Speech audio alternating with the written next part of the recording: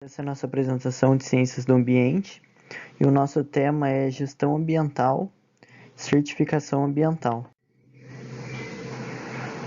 Esses são os integrantes do grupo, Gabriel Monteiro, Gustavo Pircagli, Luiz Otávio Tonon, eu, Richard Francioli Menegon, Thiago Henrique de Sales e Vinícius Brunello, do curso de Engenharia de Controle e Automação, Ciências do Ambiente do Instituto Federal de São João da Boa Vista.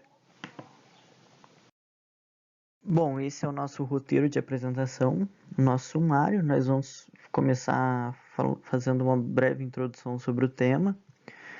Em segundo lugar, nós vamos falar de alguns selos e algumas certificações.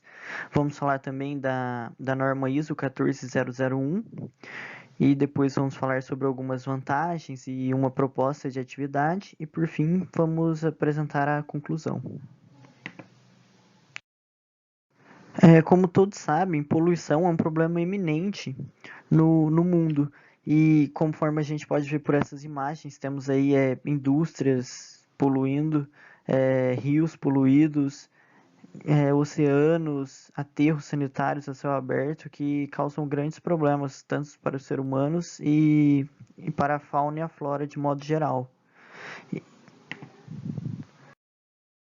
Então, tendo em mente que poluição ambiental é um problema eminente que necessita de uma gestão ambiental, houve-se cada vez mais uma preocupação de estudiosos em aprimorar essa prática de gestão ambiental.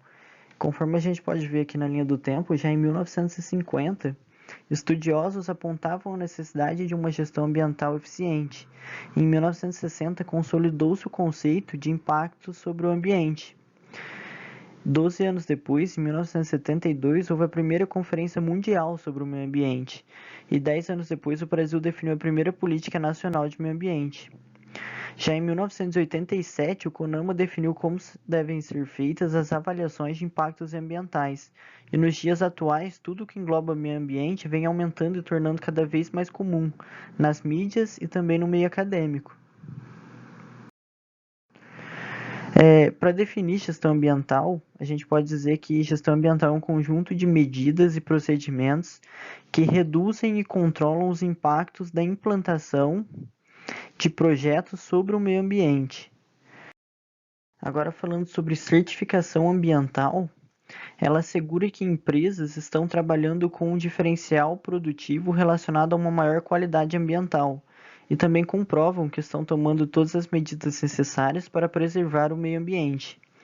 Essa certificação ambiental, elas são obtidas por empresas que querem garantir as políticas ambientais praticadas e também têm comprometimento com as práticas sustentáveis e estabelecem um sistema eficiente de gestão ambiental. Aqui na figura a gente tem um exemplo de uma certificação ambiental real de uma empresa, da ISO 14001. Rótulo ecológico da ABNT. É uma certificação voluntária que atesta o desempenho ambiental de serviços ou produtos, com base em critérios elaborados, visando nos processos produtivos da excelência ambiental da empresa.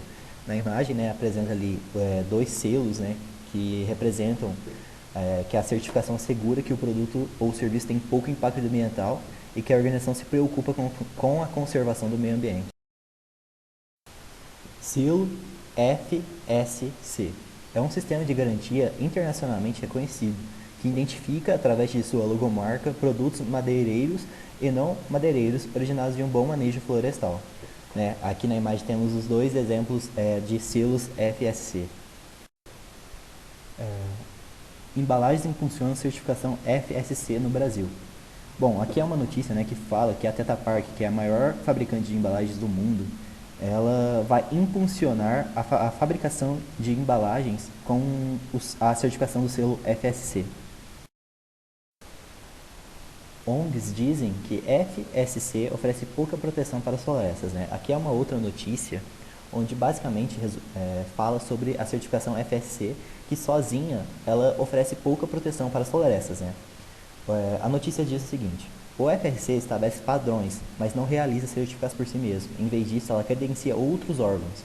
As empresas madeireiras mantêm essas agências. De acordo com a análise das ONGs, Os auditores, mesmo quando aderem às referências do FSC, têm margem de manobra para determinar o que é bom manejo florestal, diluindo a proteção.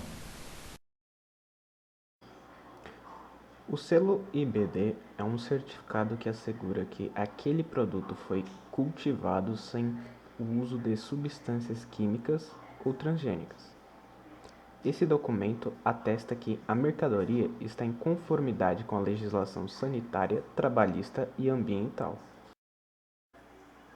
A certificação orgânica é destinada à agricultura para assegurar que o produto, processo ou serviço não passou por nenhuma intervenção química, como aplicação de agrotóxico, fertilizantes artificiais ou modificações genéticas.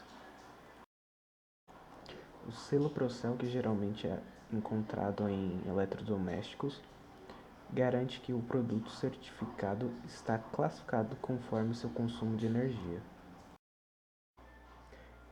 Essa certificação é para edificações sustentáveis e visa promover e estimular melhores práticas construtivas para a preservação do meio ambiente. Além disso, o certificado LEED oferece muitos benefícios para a sociedade, já que em muitos casos diminui bastante a emissão de gases poluentes, levando mais saúde e bem-estar a todos. A imagem da esquerda possui as categorias avaliadas na certificação LEED. A imagem à direita possui os selos de classificação do nível de sustentabilidade da construção. Agora eu vou falar um pouco sobre a ISO 14001. Bom, para se ter uma boa gestão ambiental, foi criado diversas normas para que as empresas tenham um modo adequado para o gerenciamento de utilização e degradação do meio ambiente. Então, a ISO 14001 ela é uma norma internacional que define sobre como colocar um sistema de gestão ambiental eficaz em vigor. Ela é projetada para ajudar as empresas a adequar responsabilidades ambientais aos seus processos internos e a continuar sendo bem-sucedidas comercialmente. Então, ela nada mais é do que uma norma que visa a diminuição da poluição causada pelas empresas, mas mantendo bom funcionamento e rendimento dos processos dentro da fábrica. Bom, agora eu vou falar sobre as principais características da norma, começando pelo seu surgimento. A sigla ISO ela significa Organização Internacional para a Padronização e ela foi fundada em Genebra em 1947. Ela foi fundada com o intuito de propor normas que representem um consenso entre os países para igualar os métodos, materiais e o seu uso em todos os domínios de atividades. A série 14000 ela foi publicada em 1996, onde estão divididas as normas em dois grupos, as de avaliação das organizações e as de avaliação dos produtos. Dentre as normas de avaliação das organizações está contida a ISO 14001, que é a única norma certificável da série 14000. Já os objetivos da norma, ela tem como principais proteger o meio ambiente com a prevenção ou mitigação dos impactos ambientais adversos, aumentar o desempenho ambiental, controlar ou influenciar o modo que os produtos e serviços da organização são projetados, fabricados, distribuídos, consumidos e descartados, utilizando uma perspectiva de ciclo de vida que possa prevenir o deslocamento involuntário dos impactos ambientais dentro do ciclo de vida. Também tem como objetivo alcançar benefícios financeiros e operacionais que resultem na implementação de alternativas ambientais que reforçam a posição da organização no mercado. Já a parte da importância da implementação dessa norma é que a implementação dessa norma em uma empresa ela traz grandes benefícios tanto quanto para a produção, com a diminuição da poluição do nosso meio ambiente, quanto para a empresa ser bem vista e criar uma melhor reputação quando comparada com outras que não têm o certificado. Mais à frente dessa apresentação, mostraremos com mais detalhes os benefícios, no caso vantagens, da aplicação dessa norma. Bom, mas e como se faz para ter uma certificação ISO 14001 dentro de uma empresa? Bom, primeiramente, você tem que seguir 5 passos que serão listados a seguir, começando pela política ambiental. A empresa ela deve visar itens como a melhoria contínua, atendimento à legislação e normas ambientais, estrutura, revisão dos objetivos e metas, entre outros. Também tem que ter planejamento, deve-se ser fixado os aspectos e impactos ambientais. Também devem ser definidos os requisitos legais e determinar quais serão os objetivos e metas a serem alcançados. Também partindo para a parte de implementação e operação, nessa fase devem ser definidos os principais pontos estruturais do sistema de gestão ambiental, como por exemplo treinamento, comunicação, controles operacionais e de documento. Já na parte de verificações e ações, nessa fase devem ser elaborados os controles para monitoramento e controle dos impactos ambientais já verificados na fase de planejamento. E por último, a análise crítica, que consiste numa análise ao longo do tempo e sobre a necessidade, os princípios e a política podem ser alterados. Agora, falando sobre as vantagens, a gente pode dizer que é uma maior garantia de qualidade do produto e serviço ofertado, uma otimização do processo produtivo, facilidade de acesso a algumas linhas de crédito para essas empresas, melhora também a imagem da empresa e dá um diferencial competitivo quando comparado aos concorrentes não certificados, isso para a empresa que possui certificação. Também dá acesso a novos mercados, como por exemplo países que têm uma política de gestão ambiental mais rigorosas, e também redução de custos com a compra de matéria-prima, de recursos naturais e com o consumo de energia. Também a diminuição de geração de resíduos, melhorando o reaproveitamento, redução de impactos ambientais durante o processo produtivo, uma melhora na condição de conformidade com a legislação ambiental e diminuição de risco de penalização e multas.